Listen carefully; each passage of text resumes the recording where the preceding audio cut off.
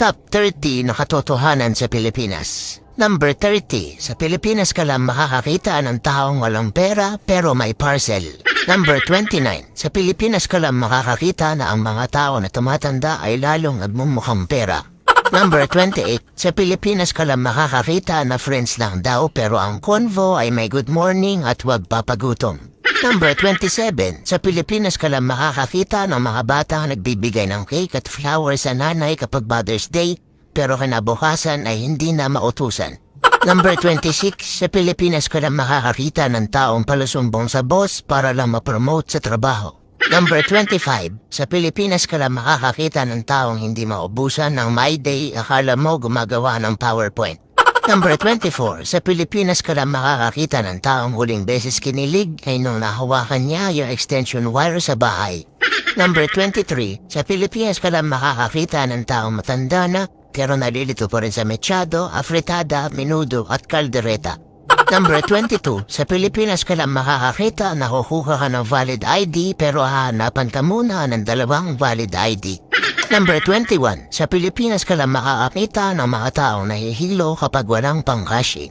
Number 20, sa Pilipinas ka lang makakakita ng kapitbahay na mas alam pa ang buhay mo kaysa sayo. Number 19, sa Pilipinas ka lang makakakita ng makiki-birthday na walang dalang regalo pero may dalang supot.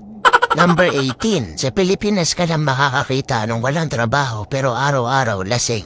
Number 17, sa Pilipinas ka lang makakakita ng tao na uupo sa dulo ng jeep tapos ipapabot ang bayad. Number 16, sa Pilipinas ka lang makakakita ng taong maamo kapag nangungutang pero galit pag siningil.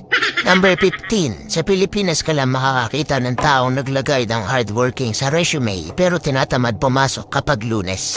Number 14, sa Pilipinas ka lang makakakita na pag ang tropa nila ay nadapa imbis na tulungan ay tatawanan pa nila.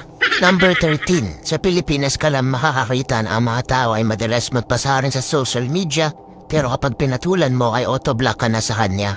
Number 12, sa Pilipinas ka lang makakakita ng mga tao na nagsisiraan pero nagbabanding. Number 11, sa Pilipinas ka lang makakakita ng mga babae nagpipils kahit nasa abroad ang mistero. Number 10, sa Pilipinas ka lang makakakita na hindi kompleto ang childhood mo kung hindi mo naranasan mahulog sa kanal. Number 9, sa Pilipinas ka lang makakakita ng mga tao nang hihina kapag hindi nakakarinig ng chismis. Number 8, sa Pilipinas ka lang makakakita ng mga taong umalis ng bahay nakaakit-akit pero uuwing malagkit.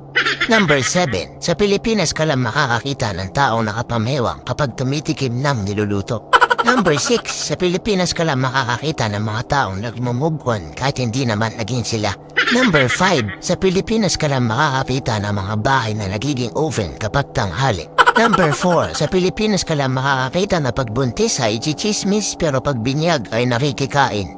Number 3, sa Pilipinas ka lang makakakita na may mga taong sinasabawan ang pansit canton. Number 2, sa Pilipinas ka lang makakakita ng mga taong nagsasabi na on the way na pero ang totoo ay kakagising pa lang. Number 1, sa Pilipinas ka lang makakakita na dahil sobrang init pati wallet walang laman, tuyong-tuyo.